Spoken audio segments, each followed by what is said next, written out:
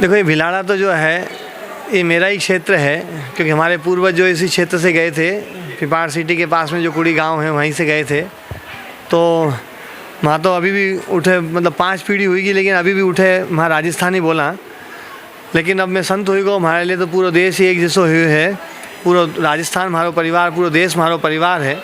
और मैं एक ही संदेश देना चाहूँ कि अपना जो मूल है, अपनी संस्कृति को मूल है गौ माता, अपनी संस्कृति को मूल है यज्ञ, अपनी संस्कृति को मूल है गुरुकुल। तो ये 3 ही चीज़ ने पकड़ रखो, और ये 3 ही चीज़ के लिए मैं हमारा जीवन लगायो कि गौ माता की सेवा अच्छे से होवे। हर घर घर में गाय बंधे, हर घर में जो है लोग गाय में गौ माता की सेवा करें। गाय जो है दुखी नहीं रहे, परेशान नहीं होवे। यदि गाय खुद सुखी रही तो उनको जो आशीर्वाद है वो पूरा समाज ने, पूरे देश ने, पूरी धरती ने मिली। दूसरा जो है, यदि यज्ञ वाली संस्कृति अपना देश में फिर से स्थापित हो जावे तो अपना देश में जो भूखमरी, अकाल, अभाव या कोई चीज़ जो हुए, या समय पे बरसात नहीं होवे, वातावरण बिगड़ रहा, प्रकृति बिगड़ रही है, रोग फैल रहा है, यदि यज्ञ सही होवे तो न तो रोग फैले, न कोई न प्रकृति बिगड़े, सब चीज़ एकदम सही समय पे होवे। तो यज्ञ बहुत ज़रूरी है।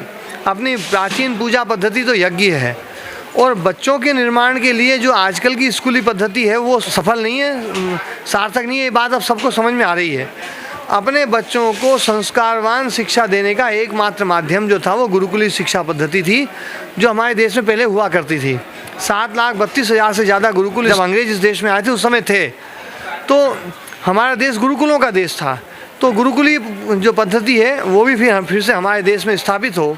ये 3 काम मेरे मुख्य हैं, और इन तीनों कामों के लिए मैं यहाँ पर आया हूँ। भिलाड़ा जो है से पास में पिपाड़ सिटी के पास में जो है एक छोटा सा गांव, उस गांव में अब गुरुकुल स्थापित कर रहे हैं। और पहले चरण में लगभग 300 से 500 बच्चों की व्यवस्था हम वहाँ पर करेंगे, और उसके बाद में फिर अगला चरण शुरू होगा। बच्चियों के लिए भी गुरुकुल खोलेंगे, बच्चों का अलग होगा, बच्चियों का अलग होगा। और ये गुरुकुल में जो है हमारे आदरणीय श्री बाबूलाल जी, जो जिनके सुपुत्र प्रेम जी, उन्होंने जो है वो 10 बीघा ज़मीन गुरुकुल को दी है।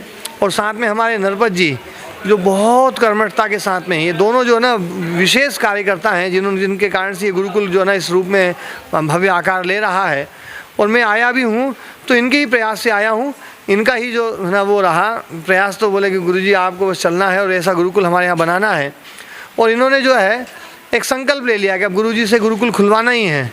और संकल्प के साथ साथ ये स्वयं भी उसमें लगे हुए हैं।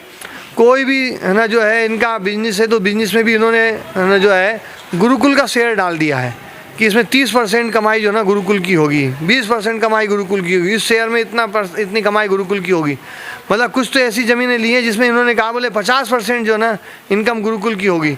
और कुछ तो इसमें बोले कि ये जो है ना इसमें 1 रुपया हम नहीं कमाएंगे, पूरी कमाई जो है ना इसमें गुरुकुल में डालेंगे।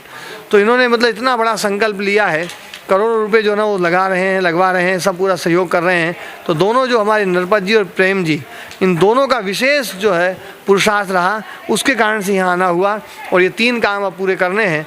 साथ में मेरे तो और सब जो है ना वृक्षारोपण है, वृद्धों की सेवा है, माता पिता की सेवा है, बच्चे संस्कारवान बने, इसलिए युवाओं का चरित्र निर्माण शिविर वो भी लगाया जा रहा है। तो ये सारे काम जो है ना वो भी हम कर रहे हैं। तो सब है ना जो है अच्छे एक अपनी सनातन परंपरा, सनातन संस्कृति, सनातन धर्म को फिर से बचाना है, बस यही मेरा प्रयास है। कथाएं तो मैं सैकड़ों कर चुका हूँ। दक्षिण भारत से लेकर के मध्य भारत और उत्तर भारत में सब जगह कथाएं हुई हैं। और अलग अलग राज्यों में बहुत सारे राज्य हैं जिनमें कथाएँ हुई हैं। तो मतलब बहुत कम राज्य हैं जिनमें कथाएँ नहीं हुई हैं। बाकी जो है मेरा उद्देश्य है कि भैया लोगों को जागरूक करना। और सैकड़ों गौशालाएँ खुलवाई हैं, 16 गौशालाओं का संचालन तो मैं स्वयं ही करता हूँ। और जहाँ भी जाता हूँ लोगों से कहता हूँ भैया गाय पालो, घर घर में गाय पालो। पहला उद्देश्य तो मेरा ये है कि लोग जो ना घर में गाय पालें, और फिर जो ना घर में नहीं पल रही हैं तो उनके लिए गौशालाओं में व्यवस्था हो अच्छी तरीके से, ऐसा मेरा उद्देश्य है। और इसीलिए गौ कथा भी करता हूँ। साथ में अभी गुरुकुल वाला काम शुरू किया है, बच्चों को संस्कारवान बनाने का काम, ताकि संस्कारवान बच्चे जब उनका निर्माण होगा तो संस्कारवान भारत का निर्माण होगा। देखो, इसमें सरकार का काम है और सरकार भी इस विषय में काम कर रही है वैसे तो। लेकिन मैं ये मानता हूँ कि सरकार और जनता दोनों जब मिलकर के काम करेंगे, जनता अपना कर्तव्य का निर्वाह करे, सरकार अपने काम का निर्वाह करे, तब जाकर के गौ माता की रक्षा और ये होगा। और ये एक बड़ा मुद्दा है जिस पर सरकार को भी सोचना ही चाहिए। और वास्तव में जैसे हमने शेर आदि को राष्ट्रीय पशु बना रखा है, उससे कोई ज़्यादा लाभ नहीं मिल रहा है। लेकिन गौ माता तो हमारी है ना स्वयं सिद्ध है कि कि आदिकाल से जो है गौ माता की कृपा, गौ माता को उपकार मनुष्य जाति पर हमेशा रहा है। तो गौ माता राष्ट्रीय माता होनी ही चाहिए, वो राष्ट्रमाता हो, ताकि उसका कत्लेआम रुके। और सबसे बड़ी बात तो ना राष्ट्रमाता के साथ में जो मतलब बात है कि गौ माता की सेवा और गौ माता का कत्लेआम जो रुकना वो ज़्यादा ज़रूरी है। उस पर मोदी सरकार ज़रूर काम करेगी, मेरा मुझे पूरा भरोसा है, मुझे मोदी जी पर भरोसा है। भिलवाड़ा नगर के सभी ग्रामवासियों से मेरा सादर अनुरोध रहेगा कि यहाँ आदर्श विद्या मंदिर में गौ कथा और सत्संग का बहुत अच्छा अवसर आया हुआ है।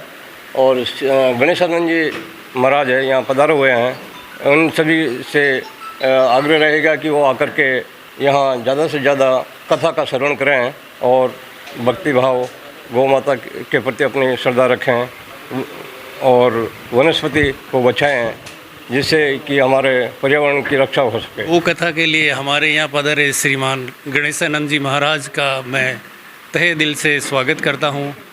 और उन्होंने आज अपने आदर्श विद्या मंदिर स्कूल में गौ कथा प्रारंभ की है, तो आज लोगों को बहुत ही आनंद विभोर कर दिया।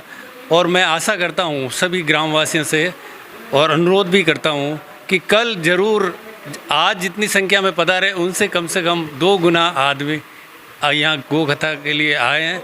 माताएं भी सभी अपने आसपास की बहनों को भी इसके लिए प्रेरित करके यहाँ पे लावे।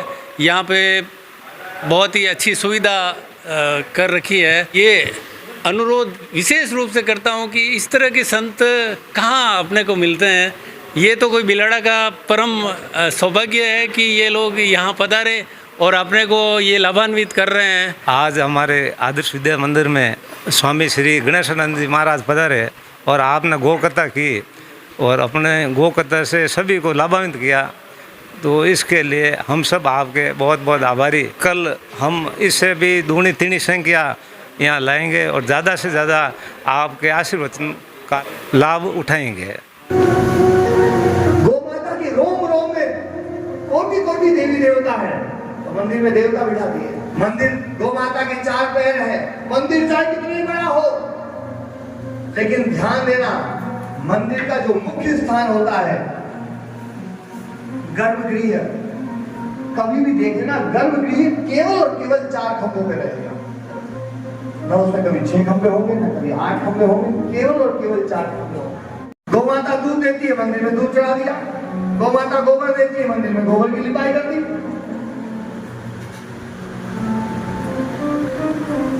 जो कुछ गौ माता में दिखाई दे रहा वो हमने मंदिर में डाल दिया है।